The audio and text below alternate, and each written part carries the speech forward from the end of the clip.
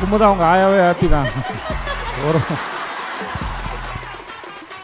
இல்லைண்ணே, அது நான் இந்த ஃபங்க்ஷனுக்கே வந்து எப்படின்னா அண்ணங்கிட்ட கேட்டேன், இந்த மாதிரி ஃபங்க்ஷனை முதல் படம் உங்கள் படத்தில் எனக்கு ஒரு பாட்டுக்கு ஆட கொடுத்தீங்க, என் படத்தில் முதல் படத்தோடைய பாட்டை நீங்கள் தான் ரிலீஸ் பண்ணணும் அப்படின்னு சொல்லி நான் கேட்டேன். டேய் முதல் நாள் நீ கிட்ட இருக்கும்போது சொல்கிறா நான் வெளில இருந்தாலும் இருப்பேன் அப்படின்னாங்க. முதல் நாள் சொன்னேன், கொஞ்சம் டைட்டாக இருக்குடா அப்படின்னாங்க. ஆனால் நீங்கள் வரணும்னு சரிடா வந்துடும்டா, எத்தனை மணிக்கு வரணும்னு கேட்டார். அவ்வளோதான் சேதனா, அவ்வளோதான்.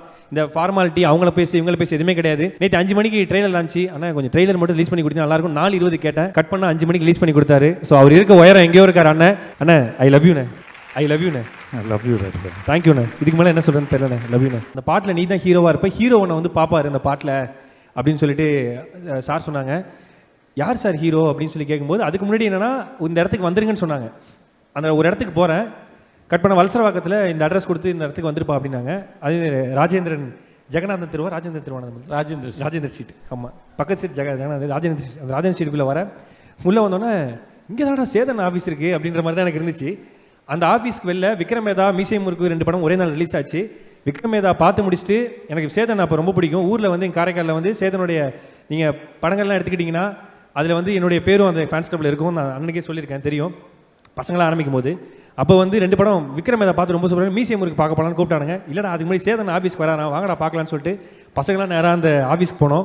அந்த ஆஃபீஸில் என்னால் வந்து அவ்வளோ க்ரௌடு, அண்ணனை பார்க்க அவ்வளோ வெல்கம் பண்ணாங்க, அவ்வளோ கூட்டம், என்னால் நெருங்க முடியல. அண்ணன் வந்து அவ்வளோ க்ரௌடு, அவ்வளோ மக்கள் வந்துட்டாங்க, சுற்றி அண்ணன் ஃபேன்ஸ்லாம் வந்துட்டாங்க. அப்போ வந்து அண்ணனை பார்த்து தூரத்துலேருந்து பார்த்தேன், அண்ணன் அப்படியே கை காட்டிட்டு போயிட்டாங்க. ஆனால் அதுக்கு முன்னாடி முதல்ல நான் அண்ணனை எப்போ பார்த்தேன்னா, இது உங்களுக்கு தெரியுமா தெரியும், நான் சொல்லியிருக்கேன் உங்கள்கிட்ட. நான் வந்து பாண்டிச்சேரிக்கு வந்து ஒரு மேட்ச்க்காக நான் ஸ்போர்ட்ஸ்க்கு விளையாடுறதுக்காக போயிருந்தேன். அப்போ வந்து ஒரு சர்ச்சுக்கிட்ட நைட்டு 11:30 மணிக்கு ஒரு ஷூட்டிங் நடக்குது. நயன்தாரா மேடம் வரான்னு சொல்லியிருந்தாங்க. நின்றுட்டு இருந்தோம். கட் பண்ணால் ஒருத்தர் பைக்கில் பின்னாடி ஜாலியாக கட்டமோட ஷர்ட் போட்டு மடிச்சு விட்டு உட்காந்தாரு. சைடில் 2 பேர் நின்றுட்டு இருந்தாங்க. சுற்றி க்ரௌடு இருக்கே அப்படின்னு சொல்லிட்டு நான் போகும்போது என் ஃப்ரெண்டு இருந்தான், எட்வின் ஒரு பையன் தான். 2 பேரும் போகும்போது கட் பண்ணால் அண்ணா உட்காந்துருக்காருங்க. நானும் ரவுடி தான் படத்தோடைய ஷூட்டிங் நடந்துட்டு இருக்கு. இந்த போலீஸ் வேனை வந்து நீங்கள் ஃபாலோ பண்ணிட்டே போகிற மாதிரி அந்த ரயில்வே ஸ்டேஷன் கிட்ட அந்த சீன் ஷூட் பண்ணிருந்தாங்க. அவள் போய்ட்டு அண்ணா அவங்களை ரொம்ப பிடிக்கும்னு சொல்லிட்டு அவர் மாதிரிலாம் பேசி காமிச்சேன் அந்த டைமில். அப்போ மிமிக்ரிலாம் பண்ணுற டைம் பேசி காமிச்சேன். சூப்பராக என்னை ஒருத்தர் பிடிச்சி தள்ளின வர அந்த பாடி இருங்க, பசங்கள்லாம் தள்ளாதீங்க, யார் என்ன என் பசங்களை என்னை பார்க்க தானே வராங்க அப்படின்னு சொல்லிட்டு அன்னைக்கு அந்த அளவில்லாத யாருன்னே தெரியாதப்போ ஒரு அன்பு காட்டின சேதனை